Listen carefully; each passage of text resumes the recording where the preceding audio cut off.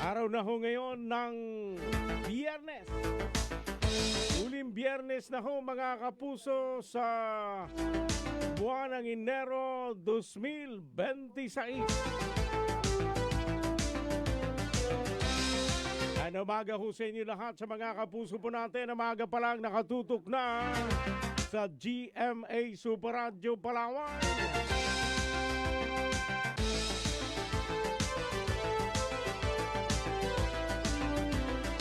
Ari nawa mga kapuso, kayo po ay nasa mabuti pong kalagayan. Ngayon pong oras nito.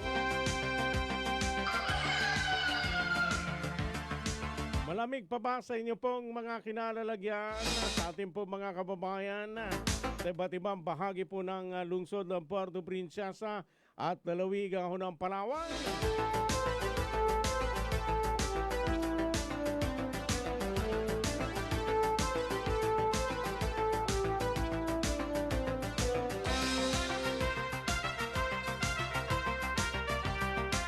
Nagpasya na ho mga kapuso yung pong Korte Suprema, yung Supreme Court in Bank na tuluyang ibasura yung pong motion ng Kamara na humihiling na baliktarin yung pong desisyon noong Hulyo 25 ang nakalipas na taon na nagsasabing labag daw sa Constitution, sa ating pong Constitution, yung pong impeachment laban ho kay Vice Presidente Sara Duterte. Pinagtibay ng Korte Suprema na ng Korte Suprema ang ika-4 na reklamong impeachment na ipinadala sa Senado noong Pebrero 5, 2025, bawal na sa ilalim ng Article 11, Section 3 ng ating pong konstitusyon. Yung pong isinusulong na impeachment complaint laban ho sa Vice Presidente.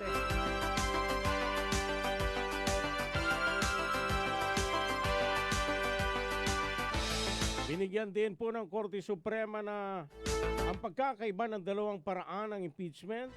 Yung una ay dumaan sa proseso ng Committee on Justice. Samantang ikalawa ay agad na isa sa katuparan kung may pirma ang isang katlo na mga miyembro ng Kamara.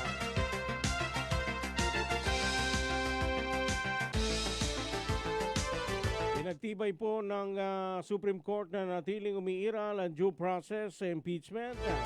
Ngunit ito ay may katangian at ang ganap na paglilitis sa Senado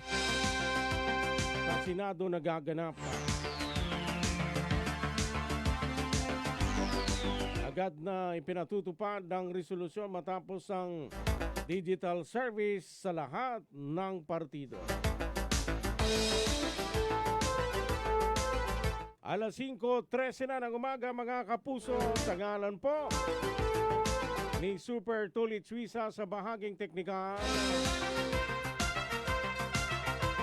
Ngalan din po mga kapuso ni Super June Vicer Bantacudo.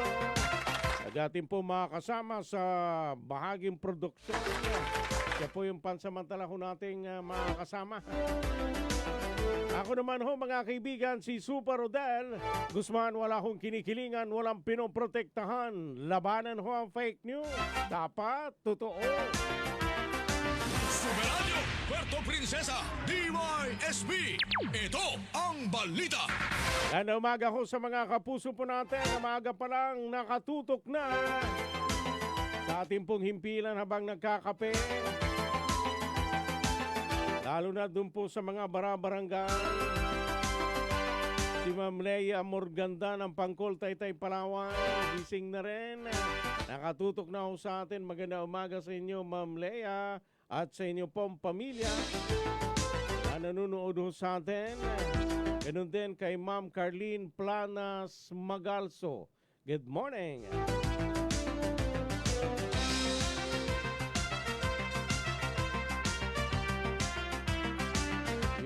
talagang nakasanayan na ng ating po mga kababayan na maaga pa lang nakatutok na ho sa ating pong himpilan. Mga kapuso, punta na ho natin ang mga nakalinyada ho natin mga balita ngayon pong araw ho ng Biyernes. Superradyo Puerto Princesa DYSB. Ito ang balita. Para po sa ating pong mga balita sa Super Balita sa Umaga numero 1. Sa naging panayam ng Superradyo kay Engineer Ted Cayetano, ang Municipal Engineer ng Bayan ng Rojas, kaugnay sa konstruksyon ng kalsada sa Barangay Salvacion sa kanilang bayan patungo sa kanilang barangay hall at tila hindi pa natatapos na nagpapahirap sa mga residente. Aniya kapag nagkausap sila ni Mayor Sabando at nakausap niya rin ang kontraktor upang magpaliwanag kung bakit naantala ito at hindi pa natatapos at hindi raw ho natapos ang kontrata. Yes po, may instruction, may query si Mayor sa akin regarding sa status nung project na yan, and yes, it was awarded nung October sa project, and then kausap natin yung contractor dyan the other week, last week, na pinagpapaliwanag sila kung ano yung mga explanations bakit nagkaroon ng cause ng delay, bakit nagkaroon ng ganyang aberya, at hindi nila tinapos within the contract. Mga kaibigan, si Municipal Engineer Ted Cayetano ng Municipal Engineering Office ng Bayan po ng Rojas. Ulit tumpakin niyo po mga orasan, mga kaibigan, ng tamang oras, 16 na minuto na makalipas po alas 5 po ng umaga. Sa kaugnay na balita, isa umano sa rason ng kontraktor ng pagkakaantala dahil sa pag-mobilize ng kanilang equipment. Dahil nagpo-proseso pa raw sila ng kanilang quarry permit para sa travel na gagamitin nila sa naturang proyekto. Pero hindi dapat umano ito maging rason dahil kapag nangungontrata, dapat may experience na at may kapasidad sa mga gamit at mga tauhan para magawa ang proyekto sa loob ng ibinigay na araw. So, unang reason nila is na-delay sila sa pag-mobilize ng kanilang equipment dahil nagpa-process daw sila ng kanilang quarry permit para sa kanilang gravel na gagamitin dyan sa project na yan. But sabi ko nga, hindi yan reason dahil usually kapag mangungontrata kayo, dapat ay experienced na kayo, and you have the capacity, you have the equipment, you have the manpower, at sa materials dapat you can implement it within the contract time period. Yung kontratang laway lang, di ba? Pala manghihiram pa ng equipment. Marami pa manong rason tulad ng bumili ng bagong equipment at problema sa process ng quarry permit. Pero anya, hindi ito katanggap-tanggap na rason para sa proyekto dahil sa binigay nilang abala sa proyekto. Habang nag-request pa mo ng bang ito ng compaction ng field density test, pero hindi nila inaprobahan. And marami sila mga reasons, kagaya ng bumili raw sila ng bagong equipment na backhoe, and medyo nagkaroon sila ng problema doon sa pagpaprocess ng kanilang quarry permit. But then again, sinabi ko sa kanila na it will not be accepted as an excuse para doon sa proyekto na yon, and the delay and yung abala doon sa project. Actually, kinalkal nila yon, nag-request sila sa amin ng compaction ng FDT, field density test, para ma-test yung compaction ng area, pero hindi namin in-approve dahil hindi well prepared yung base course niya. hindi siya level, hindi siya compacted, at hindi rin siya prepared for compaction test. Kaya hindi kami nag-conduct. In-advise namin sila na ayusin pa yung trabaho nila doon dahil hindi pantay-pantay. I-grader nila, pisunin at i-compact para for proper testing ng compaction bago natin payagan na magbuhos sila ng concrete. Pero sa kabila ng mga rason nila ay hindi acceptable. Iba na lamang kung may araw na masama ang panahon na ayon sa Pag-asa hindi pwede magtrabaho at ayon sa kontraktor itutuloy nila ang proyekto pero titingnan pa nila ito dahil expired na ang kontrata at kung nag-exceed sila ng slippage na 10% ay iti-terminate ang contract o mabablacklist sila mga kapuso. So, those were the delays and were the reasons. And hanggang sa may reason din sila na nagkaroon sila ng Christmas break nung Pasko. Pero hindi talaga valid lahat eh. Ang valid kasi is yung non-workable weather conditions lang na isa-certify ng Pag-asa na merong mga araw na maulan at hindi pwedeng magtrabaho. So yun lang yung ina-accept natin. So all of those reasons are unaccepted sa opisina, and for sure ni-remind na rin natin sila, and kung willing pa ba nilang trabahoin yun o hindi. And nag-advise naman sila na by next week magre-resume sila, pero since expired na yung contract, i-check namin kung yan ay nag-exceed ng slippage na negative 10%. Pag nag-negative 10% yan, we will terminate the contract and iano sila na blacklisted. O pag hindi siya nag-slippage, nag-negative slippage, ay gagawan din natin sila ng liquidating damages dahil nag-expire yung contract na sa kanila. Superadyo, Puerto Princesa, DYSB. Ito ang balita. Mga kaibigan, si Engineer Ted Cayetano, ang municipal engineer ng pamahalaan lokal ng Bayan ng Rojas. Alas 5:22 na ho ng umaga. Ganda umaga ho sa mga kapuso po natin na nakatutok po sa GMA Super Radio. Ngayong maaga pa lang, ganda umaga kay Ma'am Carlene Planas Magalso. Good morning po sa inyo at kay Ma'am Neneta Anasis.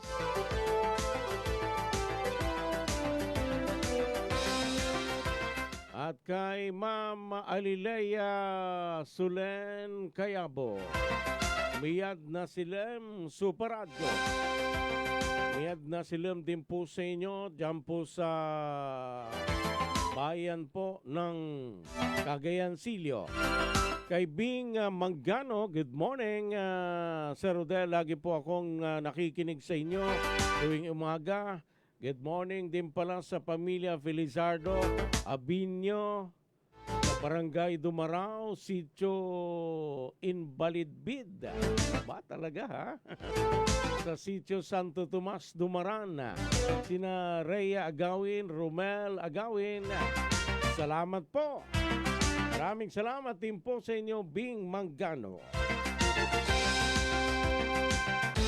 Samantala mga kaibigan, sa iba pang balita, tukoy na rin umano ng Bureau of Fire Protection kung saan nagsimulang apoy sa naganap na sunog dyan po sa Barangay Bagong Sikat. Dalawang impormasyon ang kanilang tinitingnan. Una ay yung pag-spark mula sa kuryente patungo sa bahay. At ang isa naman yung nakitang apoy sa kortina ng bahay na kung saan doon nagsimula ang sunog. Yes po, no? So, based po doon sa information na nag-gather natin kahapon sa area, yung tinuturo po nila, yung structure po o yung structure po ni Madam Josephine Asierto, ang pinagmulan po ng apoy kahapon at kung bakit po siya doon nagsimula yung apoy is may dalawa po tayong information na tinitignan base po sa mga witnesses po natin. Ano-ano po yun, sir? So yung unang statement po ng witness po natin na nakausap kahapon is nakita niya po yung poste na nag-i-spark na nagbabagsak ng mga baga-baga papunta po doon sa bahay. At yung pangalawang statement po ng ating witness, so nakita niyang umuusok yung bahay, no, particular po malapit sa bintana, no, yung kortina, nakikita niyang may apoy na at may lumalabas ng usok sa bahay na pinagmulan. Ano yun? Sa So, kaya taas? po- Sa taas o sa baba? Parang up and down nito eh. Sir Raymond? Sa baba po, sa baba. Sa baba. Okay. Opo. Ano po ba yung Yun ano? po. Yung Yun po yung bahay, iniipat. light materials lang din po, sir? Yes po, lahat po ng nadamay na sa sunog kahapon is made of light combustible material. Mga kaibigan, ay pong napakinggan ang tinig. Dito pong si Fire Officer 3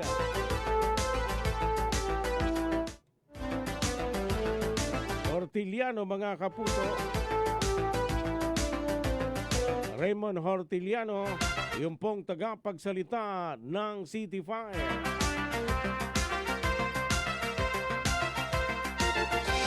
Kaugnay naman umano sa reklamo sa numero na hindi sila matawagan nang magsimula ang sunog dahil ang tinatawagan umano ng iba, yung pong dating numero na nakalagay sa emergency hotline ng lungsod na nakapaskil sa ilang lugar. Luma na raw ito outdated na. Kaya hindi na makontak habang yung kanilang bagong numero ay hindi rin naman makontak dahil nagkasabay-sabay na yung pong tawag mula sa mga concerned citizen na nagpapaabot po ng impormasyon nung maganap ang sunog. Okay po, no? So sa part po na yan, no? Actually po, naitawag po sa amin ng alas 3:43 ng hapon Okay. ng isang concerned citizen po natin. And sa information na nakuha po natin, base po sa mga unang caller na hindi nila matawagan po yung hotline number na nandun po nakapaskil sa barangay, Mhm. yun po kasi is outdated, sir. Okay. Yung mga number po na yun. So yung tinatawagan nila ay yung luma, hindi na po yung aktibong number ng Bureau of Fire, Yes sir? po. Yes Yung po, sir. nasa Ah, sticker? Opo, updated na po yun, sir. Kaya po nung November, ay nung May last year po, pagpalit po ng number po namin, is nag-update din po agad kami. Ano po yan, sir, is sanhi po yan ng multiple calls. Mhm. Yung ganong sitwasyon po. Yung cellphone po kasi na ano po natin is nag-iisa lang. So, pag may on-call po siya, hindi na po talaga yan siya matawagan. Mhm. Nagkasabay-sabay po, no? Pero Okay. maagad naman pong naitawag din agad sa amin at agad din naman po tayong nakapag-responde. Alas 5:27 na ho ng umaga. Samantala, nagre-request din naman sila ng additional na hotline numbers. Ngunit may proseso manong dapat sundin. Kaya hindi basta-basta pwedeng gumamit ng ibang numero. Nagre-request din po kami talaga ng additional hotline numbers. Kaso nga lang is, kailangan po kasi ng registration ng ating mga hotline numbers. Hindi po kasi basta-basta na pwedeng bumili lang ng SIM tapos gamitin agad. So Okay. kailangan po natin i-register yan sa ating higher office at para po buong Pilipinas is ma-inform po yun po yung information or number po namin. Samantala, patuloy naman ang paalala ng City Fire sa publiko na mag-ingat sa sunog dahil madalas nagsisimula ito mismo sa mga bahay. At sa ating mga sarili, gamitin sa tama yung po mga appliances at magkaroon ng preventive maintenance at iwasang magsunog sa paligid. Paalala din po sa ating mga kababayan, no, ang pag-iingat po sa sunog is nagsisimula po sa ating sarili at sa ating kabayan, no. So gumamit lang po ng mga appliances na natatama or hindi sobra-sobra, no. Ibig sabihin, gamitin po sa tama yung ating mga appliances at ating mga kagamitan. Magkaroon po ng preventive maintenance para po maiwasan yung malfunction or overheating sa ating mga appliances. And panatilihing malinis sa ating kapaligiran, huwag po gamitin yung apoy para panglinis ng ating kapaligiran o ating basura sa ating bahay. Okay. At kung hindi po talaga maiwasan yung sunog, maaari po kayong tumawag sa 0964-945-2971 para po sa agarang responde po natin or agarang response po natin sa ating kababayan. Kayo'y nakikinig sa Super Balita sa Umaga.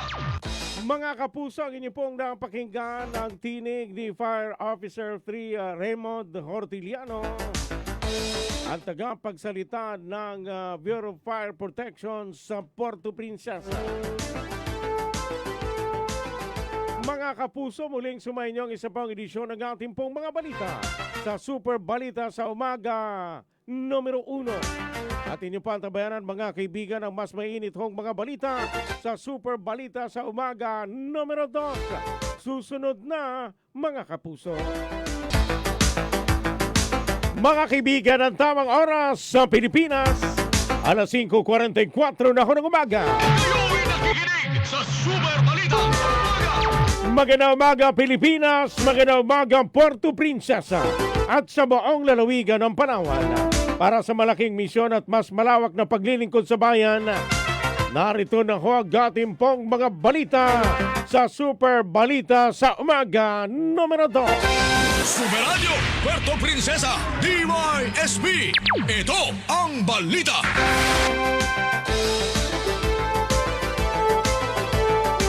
Para po sa lagay ho ng ating pong panahon, ayon ho sa Pag-asa mga kaibigan, si Shareline pa rin ang nakaapekto sa eastern section ng Mindanao. Amihan naman ang nakaapekto sa Luzon at Visayas. Samantalang Eastern Samar, Leyte at Southern Leyte ay makakaranas ng maulap na kalangitan na may kalat-kalat na mga pag-ulan, pagkidlat, pagkulog ng dahil ho sa Shareline. Ang natitirang bahagi ng Eastern Visayas ay makakaranas ng bagyang maulap hanggang sa maulap na kalangitan na may pulo-pulong mga pag-ulan, pagkulog at pagkidlat ng dahil ho sa localized thunderstorms. Ang natitirang bahagi ng Visayas, Palawan, kasamang isla ng Kalayaan at Occidental Mindoro ay makakaranas ng bagyang maulap hanggang sa maulap na kalangitan na may ilang mahinang mga pag-ulan dulot po ng amihan. Ang silangang bahagi ng Visayas ay makakaranas ng katamtaman hanggang sa malakas na hangin galing hilagan-silangan hanggang hilagan na may katamtaman hanggang sa malakas na alon sa karagatan. Ang natitirang bahagi ng Visayas, Palawan, kasama pa rin pang isla ng Kalayaan at Occidental Mindoro ay makakaranas ng katamtaman na hangin mula sa hilagan-silangan hanggang sa hilaga na may katamtaman na alon sa karagatan. Bantay Panahon. Alas 5:46 na ho ng umaga. Samantala mga kaibigan sa iba pang balita, Palawan Electric Cooperative nasama sa subsidy agreement signing sa National Power Corporation para sa gagawing refund sa mga consumers ng kooperatiba. Super Radio Local News. Alamin ho natin ang buong detalye ng balitang yan si Super Wilmar Abreya. Sa detalye ng balita, paso! Nasa subsidy agreement signing na dalawang Palawan Electric Cooperative o Paleco at National Power Corporation EPC para sa refund ng mga consumer daga Palawan Electric Cooperative. Ang kay General Manager Riz Contrivida sa naging press conference, kasunod nito ang pag-transmit ng pondo para sa gagawing refund ng Paleco. Nasa kamay umano ng NPC kung kailan ito may da-download ang pondo. Sa panig naman ng Paleco ay meron na umano silang computation para sa mga consumers. Per account umano, ayon sa General Manager ang gagawing refund, mas malaki ang konsumo sa kuryente, mas malaki rin ang refund, habang mas maliit ang konsumo sa kuryente, ay mas maliit din ang makukuhang refund.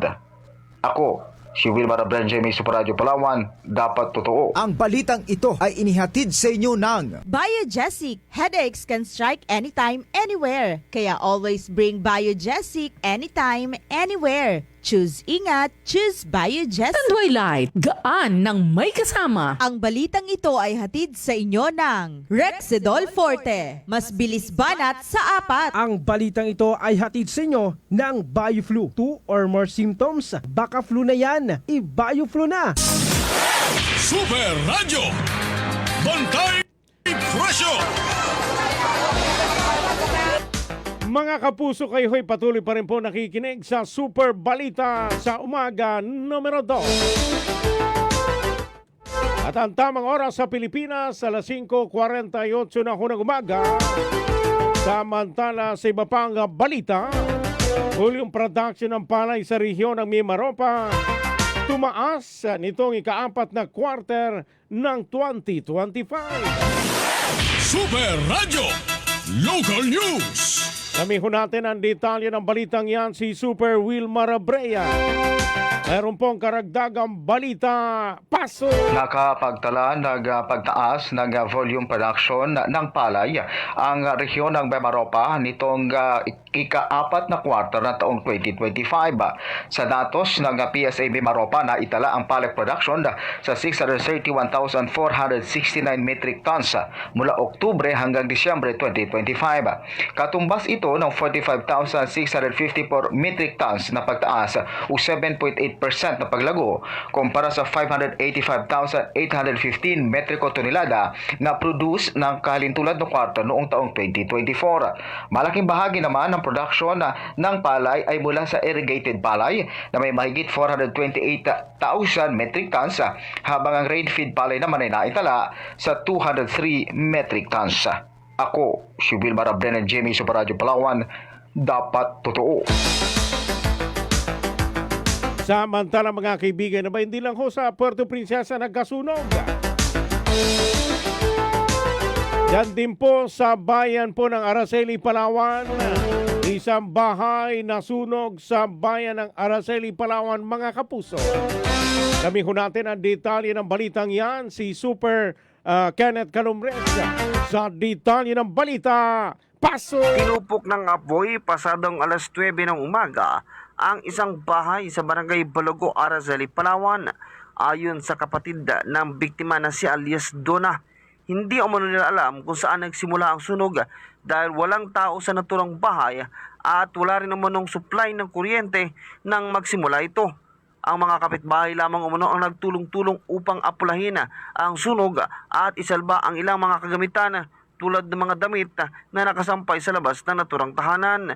Imposible umanong sa kuryente nagsimula ang sunog dahil wala umano silang supply ng kuryente hanggang alas 6 ng hapon. At tingin nila ay nagsimula ang apoy sa kanilang ginagamit na solar panel. Samantala sa ngayon, patuloy naman ang investigasyon ng BFP patungkol sa naturang insidente. Ako si Kenneth Calumres ng GMA Super Radio Palawan. Dapat totoo. Mga kaibigan, ang oras sa Pilipinas, alas 5:51 na ho ng umaga. Tuloy-tuloy po tayo sa ating mga balita. Mga napinsalang stall dahil sa sunog na naganap sa Old Market, umabot na ho sa 131. Alamin ho natin ang detalye ng balitang yan, si Super Wilmar Abrea. Sa detalye ng balita, pasok! Umabot sa 131 ang naitalang napinsalang mga stall o pwesto sa naganap na sunog sa Old Public Market ng lungsod ng Puerto Princesa. Ayon kay Engineer Irene Lagrada, ang Market Superintendent, abot sa 107 ang totally damaged na mga stall habang 24 naman ang partially damaged na mga store sa palengke. Pansamantala naman umanong papayagan ang mga nagtitinda at maglagay ng pansamantalang pwesto ang mga apektadong manininda sa itaas na bahagi ng Bonoan Road. Posible din umanong mapagkalooban ng tulong ang mga vendor na naapektuhan ng naganap na sunog. Ako, si Wilmar Abrea ng GMA Super Radio Palawan, dapat totoo. Samantala mga kaibigan, sa naging panayam ng Super Radio kay Engineer Irene Lagrada, Market Superintendent ng Puerto Princesa, aabot sa 78 na store ang totally damaged at 22 partially damaged at 4 na sasakyan ang totally damaged sa nangyaring sunog sa Old Public Market ng lungsod. Alas 6:30 po ng hapon, assessment namin ay 95 stalls po ang totally damaged. 22 stalls ang partially damaged. At meron pong 4 na sasakyan na nadamay po, na totally damaged. Sa pagkakaalala ko lang po, ay fruits and vegetables, handicrafts, rice section, grain section. Yun po. At saka other... Alas 5:54 na ho ng umaga. Sa tingin niya, hindi sinadya sunog dahil maaari nagkaroon lamang ng kapabayaan at hindi sinadya. Kaya nagkaroon ng sunog na nagsimula mano sa handicrafts section, mga kapuso. Kahapon po ay kausap ko po ang taga-BFP. Wala pong, sa tingin ko po ay hindi naman po siguro sinasad ang kapabayaan po yatang vendor. Na hindi naman po siguro niya sinasadya na dahil sa nangyari yun ay susunod yung buong public market, yung halos 1/3 ng public market. Nag-umpisa po ito dito sa handicrafts na section. Bigla daw po talagang bigla lang ng pagsiklab ng apoy na lahat ng fire extinguisher ay na-exhaust na po ng gamit at talagang at dahil na handicraft po, mga tuyo po, yung mga dry po ang product. Kaya mabilis po talaga ang pagkalat ng apoy at sa pa po doon ay siguro luma na po talaga din ang building. Mga kaibigan, ang inyo pong napakinggan ang tinig ni Engineer Irene Lagrada, yung pong Market Superintendent ng siyudad ng Puerto Princesa. Kayo'y nakikinig sa Super Balita sa Umaga. Alas 5:55 ho umaga. Samantalang mga kaibigan, sa naging panayam naman ng Super Radio kay Vice Mayor Albayda ng Bayan ng Kalayaan, dineklara ng Sangguniang Bayan ng Kalayaan, Palawan bilang persona non grata ang kasalukuyang Chinese Ambassador to the Philippines na si Jing Quan. Ang hakbang ng lokal na pamahalaan ng Kalayaan ay bilang pagkundina sa manoy paglabag ng naturang ambassador sa mga diplomatic protocol at sa mga pahayag nitong laban sa ilang opisyal ng bansa, mga kapuso. Well, actually, I was not inclined before. Napansinin yung pang-troll nitong, nangkakuan kasi si Kwan, di ba? Yeah, he was trying to troll our public officials. And kumbaga, undermine our sovereignty through the expressions of our public officials, as well as the spokesperson of our Philippine Coast Guard with respect to the West Philippine Sea.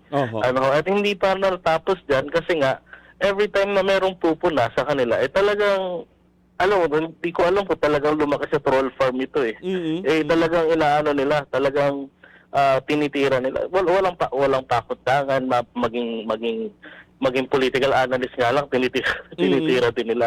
So, we convened together. I tried researching and then nadaanan ko itong Vienna Convention on Diplomatic Relations. Sabi ko, parang mali yung ginagawa. Mali. Kasi nga, syempre, bilang mga Pilipino, we understand our culture na kapag tayo ay bumibisita sa isang bahay, anong ginagawa natin? Nakikipamahay tayo, diba? Mga kapuso, ang inyo pong napakinggan si Vice Mayor Albayda ng Bayan po ng Kalayaan, kung saan mali umano ang ginagawang pahayag nito at mga article na tila tuloy-tuloy ang ginagawa nila na hindi isolated case, kaya sapat na ito para tumayo para sa mga taong nagpuprotekta sa kanila. And then, as I sig into it, sabi ko may mga articles dito na parang sabi ko, teka lang, kung babalikan natin yung kay Ambassador Woxigan, may kasamang ano yun eh. May kasamang resolution yun na ibaba yung diplomatic relations natin with the People's Republic of China, which is tinake note din naman ng Department of Foreign Affairs. But ito, recently, it's not it's not exceptional, it's not isolated, but nagiging nagiging consistent sila sa kanilang ginagawa. And that itself is enough for us to stand for the people who protect us.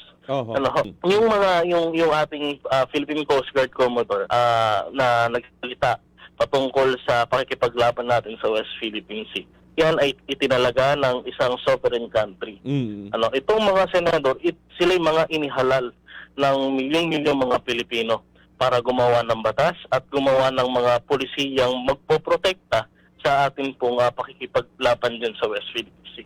And then only to find out, ganito ang gagawin nito ni Kwan, hindi ba? Hindi ba parang, teka lang, baka pwedeng gagawa kami ng aksyon na i-persona ng data siya to protect naman yung mga pumoprotekta sa atin.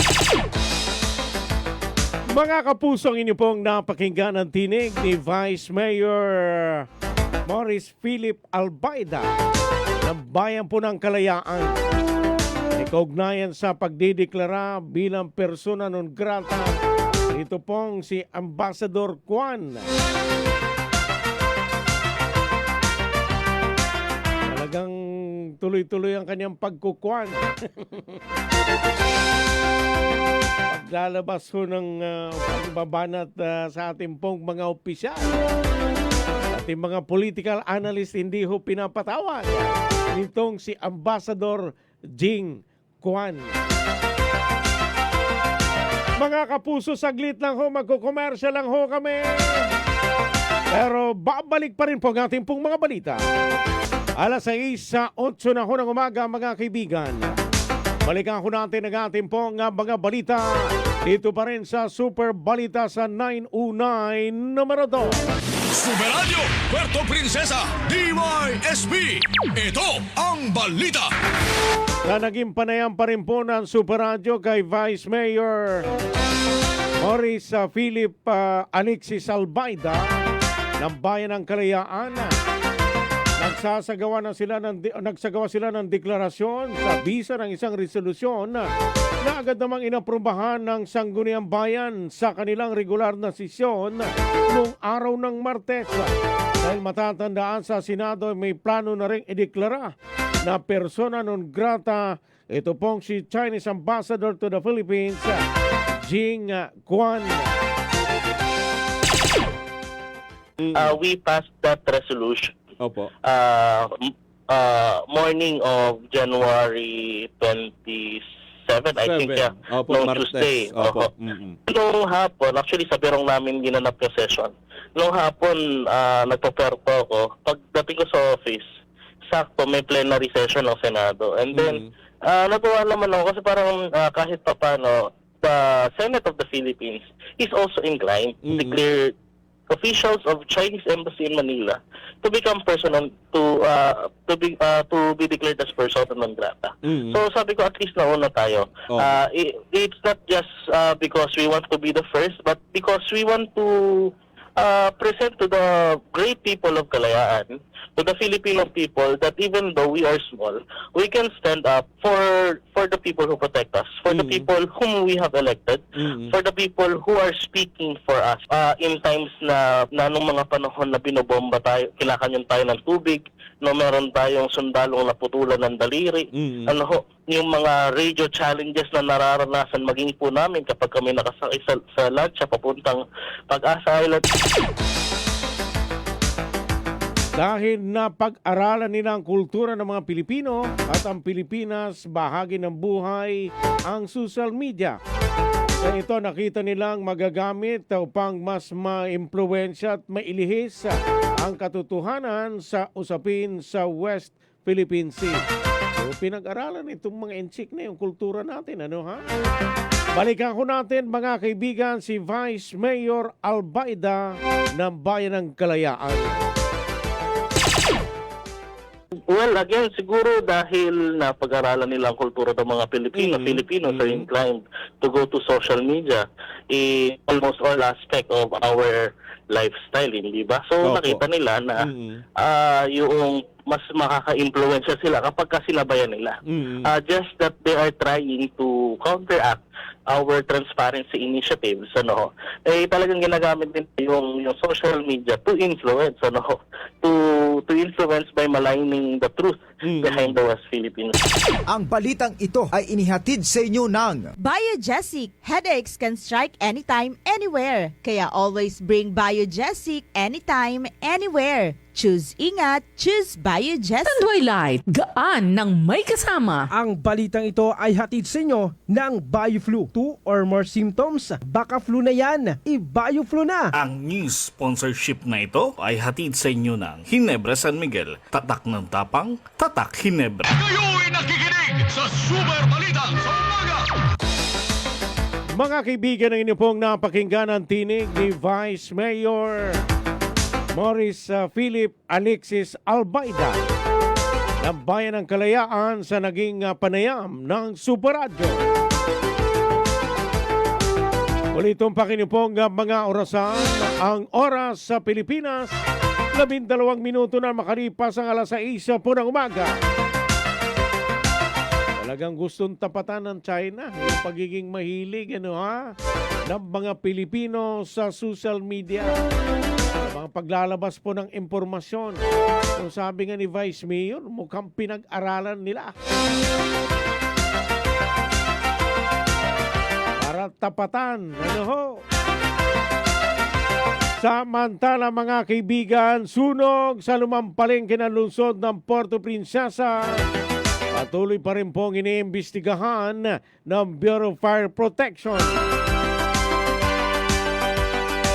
Alamin ko natin ang detalye ng balitang yan, si Super Kenneth Calumres sa detalye ng balita. Paso! Tuloy ang ginagawang investigasyon ng Bureau of Fire Protection kaugnay sa sunog na sumiklab sa Old Public Market dito sa lungsod ng Puerto Princesa bandang alas 12 ng tanghali nitong Miyerkules. Ayon kay Fire Officer T. Ramon Horteliano, tagapagsalita ng BFP Puerto Princesa, batay sa kanilang investigasyon na aabot sa 97 na pwesto ang totally damaged, samantala na 22 naman na pwesto ang bagyang napinsala. Isang unit din na 3 palapag na gusali na may mercantile occupancy ang tuluyan ding natupok. Anya, may ilang impormasyon na silang nakalap mula sa 3 posibleng saksi kung saan iisa lamang umano ang tinutukoy ng mga ito dahil ng sunog na umuning mula sa problema sa kuryente. Binigyang din na kinakailangan pa nila ng mga sapat na ebidensya upang mapagtibay mga pahayag nila at tuluyang matukoy ang sanhi ng naturang sunog. Ako si Kenneth Calumres ng GMA Super Radio Palawan. Dapat totoo.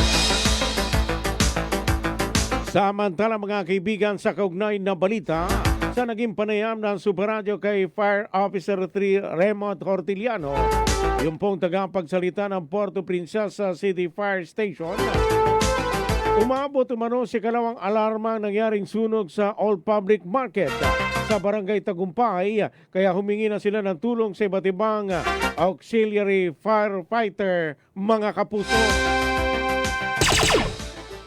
Opo, so pagdating po sa operational namin na response, umabot po tayo ng second alarm.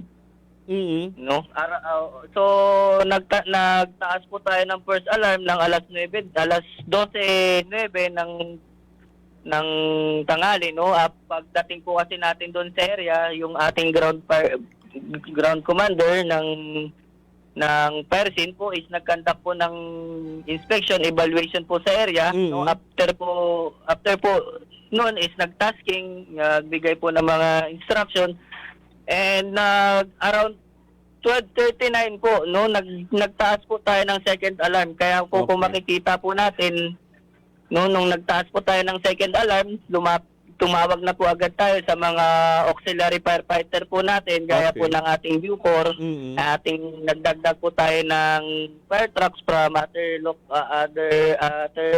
our local government po from their adjacent fire trucks po, no? And other ano po, no? Ang fire truck po ng Aborlan. Mga kapuso, inyo pong napakinggan ang tinig ni Fire Officer 3 Raymond Hortiliano, yung pong tagapagsalita ng City Fire sa Puerto Princesa. Patuloy naman umano ang kanilang isinasagawang investigasyon sa kung ano ang pinagmula ng apoy. Nasaan na kung saan meron silang tatlong manoy witness at halos isa lamang ang tinutukoy nila na dahilan ng sunog kundi ang electrical problem. Still, we are gathering information po na to shed light the cause and origin of fire, no? Mayroon po kasi tayong tatlong potential witness and subject po sila for interview and interrogation and for the legality and evaluation ng statement po nila.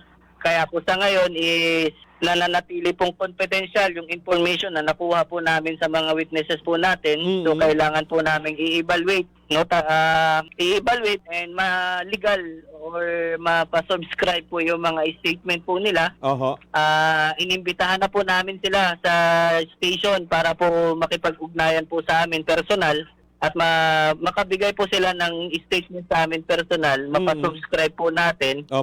No, at para po malaman po natin, no. Pero ganun pa man po, no, sa tatlong potential witness po natin, isa lang din po yung tinutukoy po nila na pinagmulan, more on electrical matters lang.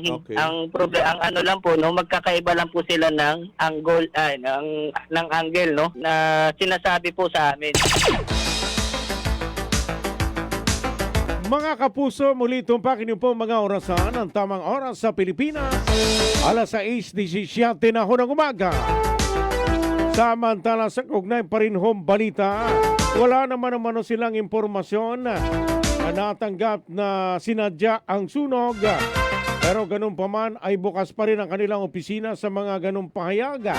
Basta't meron lang umano na lumabas at magpapatunay at may ebidensya na nagsasabing totoo ang kanyang mga pahayag na sinadya ang naturang sunog sa lumang palengke ng lungsod.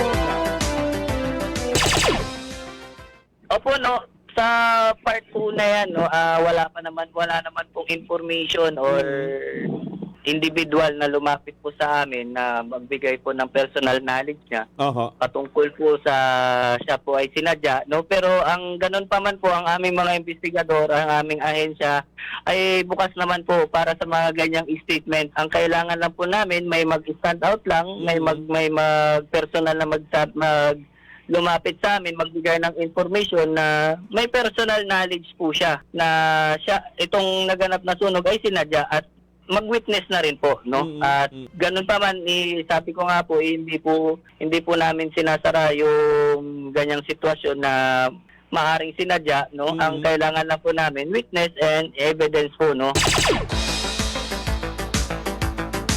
Mga kaibigan, ang inyong pong napakinggan ang tinig pa rin ni Fire Officer 3 Raymond Hortiliano, pagsalita ng City Fire Office sa Puerto Princesa. Superradyo Puerto Princesa DYSB. Ito ang balita. Mga kapuso, muli tumpak niyo po mga orasan, ang tamang oras sa buong kapuluan. Alas 6:19 na ho ng umaga. Samantala sa naging panayam naman kay alias Ikoy, isa sa mga porter ng lumang palengke, lumano'y nakasaksi sa sunog. Nasa 15 metro lang umano layo nito sa tindahan na may sumigaw na sunog. Kaya agad silang kumuha ng tubig upang apulahin. Ngunit dahil gawa sa light materials ang tindahan at yung mga tinda nito, sabayan pa ng malakas na hangin ay mabilis na kumalat ang apoy sa lugar. Dito po mismo sa harapan ng nasunogan, mga 15 meters lang yung agpat ko. Okay. Ano ba yung tindahan na yon, Mang Ikoy? Noong sumigaw, ang isang nakita, kasi malapit lang ako, napalingon din ako. Okay. Pero ang apoy, hindi pa siya masyadong malaki. Oo.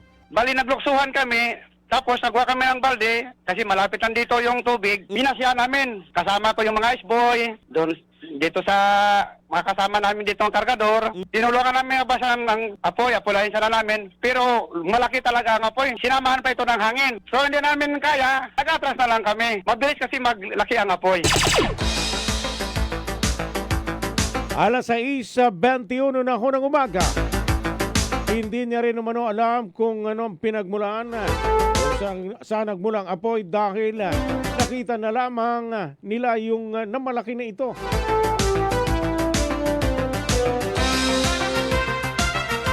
Kaya nag-focus na lamang umano sila sa pag-apula ng apoy, ngunit nahirapan sila dahil malakas ang hangin. Kaya't mabilis itong kumalat, mga kapuso. Hindi ko po alam kung anong pinagmulan niya. Kasi ang nakita ko talaga apoy na. Apoy at na. saka wala siyang tao. Oo. Walang tao doon sa loob. Walang tao po. Yung nagsisigaw, saan? Sa kabilang pwesto? Hindi, napadaanan din sa akin. Napadaanan din? ko, kasi siya din na nakakita. Wala po yung yung may-ari. Hindi kayo na rin na malayan. Kung nasaan? Kung sana yung bantay. Ang tutok namin yung apoy na lang. At saka sinamahan talaga ng hangin. Hanggang sa likod niya kasi halos native product eh. Bumuslo pa yung hangin kasi open itong gitna eh. Talagang wala din nakaharang. Diretso yung apoy sa loob. Mga kapusong, inyo pong napakinggan ang tinig nitong si alias Ikoy. Isa po sa mga porter ho ng ating pong Old Public Market. Tumpak niyo po mga orasan, mga kaibigan, ng tamang oras sa Pilipinas. Alas 6:22 na ho ng umaga.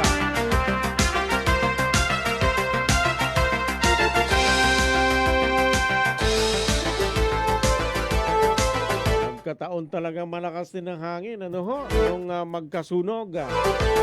Naalala ko nung masunog po yung Biwok na yan, nung punong-puno pa ako ng kabahayan yan. Matindi, malaking sunog din yun na nangyari dito po sa Puerto Princesa. Habang nagko-cover kami noon, mayroon pa nga isang miyembro ng media na nag-collapse. Sa halip yung pong responde yung yung mga nasunugan, ikasama na pating isang miyembro ng media na nag-collapse sa kasagsagan ho ng coverage.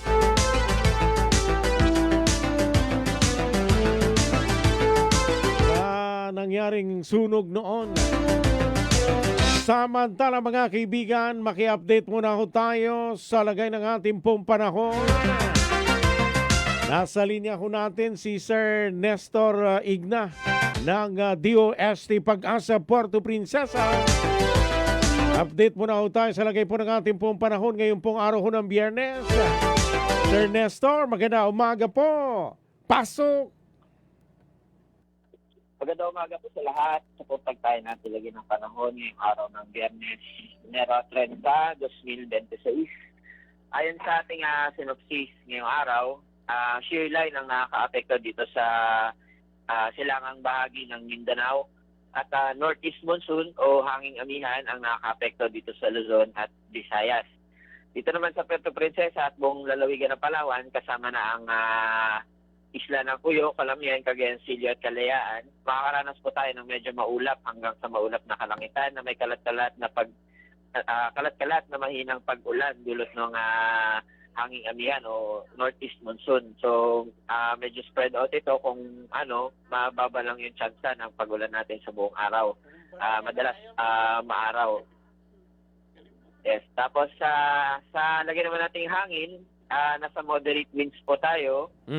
Galing po yan sa northeast monsoon at sa coastal waters natin, nasa moderate lamang din ang mapagtaas ng alon at wala rin po tayo nakataas na gale warning pagkas na hindi naman dyan kalakasan ng hangin. Sa lagay naman ng temperatura, maaaring umabot tayo ng 25 degrees Celsius ang pinakamababa, 32 degrees naman ang pinakamataas. Sisikat po ang araw, 6:27 ng umaga. lulubog po mamayang 6:09 ng gabi. Wala po sa Pag-asa Puerto Princesa, tapos si Nestor Igna direktang nagulat. So wala pa rin namataan ang panibagong sirkulasyon ng sama ng panahon na posibleng maging low pressure area, Sir Nestor? Well, sa ating, according sa ating tropical cyclone threat potential forecast, sa week 1, January 28 to February 3, wala pa tayong nakikita na maaaring mamuong tropical cyclone vortex. Pero sa week 2, may mababang tsansa na pag-emerge from February 4 to February 10. Pero less likely dito na mag-develop bilang isang bagyo, maaaring low pressure lang to or low pressure vortex lang. Okay. Yung lamig naman na Sir Nestor, may posibilidad pa na mas makaranas tayo ng mas malamig pang panahon? Maaari po hanggat tuloy-tuloy po itong ating hangin-angihan, maaaring pwede pang magbalik yung malamig na hangin. Parang naalala ko, parang 2 years ago, mga bandang February, medyo mababa yung umabot Parang umabot ata tayo ng I think mga 20 or 19 degrees yung pinakamalamig natin. Okay. Sir Nestor, maraming salamat ho sa inyo dyan sa Pag-asa Puerto Princesa. Salamat po. Salamat po, magandang umaga po. Bantay Panahon! Mga kaibigan, si Sir Nestor Igna ng DOST Pag-asa Puerto Princesa. Maraming salamat, Sir Nestor, at sa inyo pong mga kasamahan sa Pag-asa Puerto Princesa. Posible pa natin hanggat nandyan pa si Amihan.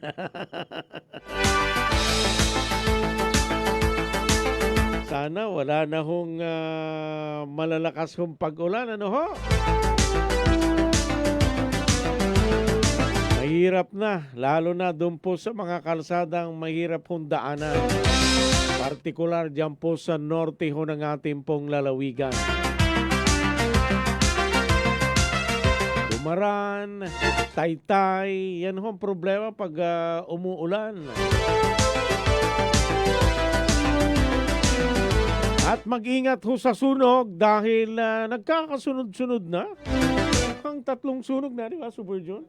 Nung pagpasok ho ng 2026, buwan pa lang ho ng Enero, naka-3 sunog na ho tayo sa Puerto Princesa.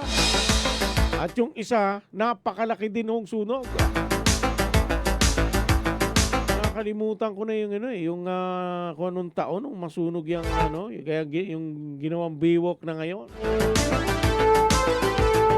Ang tindi rin na halos hindi rin ho namin mapasok yung lugar dahil sa tindi ng napakakapal hong usok. Sobrang init. Kaya katulad binabanggit ko, isang miyembro nga kasamahan ko namin, miyembro ng media, nag-collapse habang nagre-report sa kanilang himpilan. Mas lalo ngayon sa palengke dahil may area na kulob, di ba? Super John?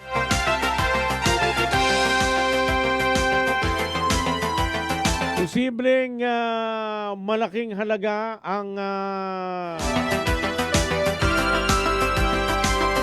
naging pinsala, milyones na nga kaagad sa umpisa pa lang ho ng inventaryo, At meron pa dyan yung isang jewelry shop.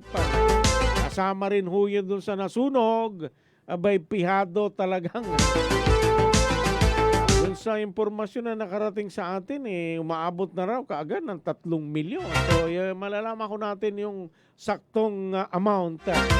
Saka sakaling matapos na yung pong ginagawang, yun po, doon lang sa jewelry shop na yun, 3 milyon. So, matapos na yung pong isinasagawang investigasyon ng ating pong tanggapan ng pamatay sunog.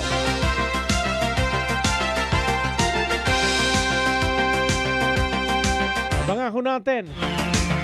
At yan ang mga balitang dapat inyong malaman ngayon pong araw po ng Biyernes sa Enero 30, 2026. Kami ang inyong sandigan ng katotohanan. Ako ang inyong kapuso, Super Rodel Guzman. Para sa malaking misyon at mas malawak na paglilingkod sa bayan, buong puso kami para sa Pilipino.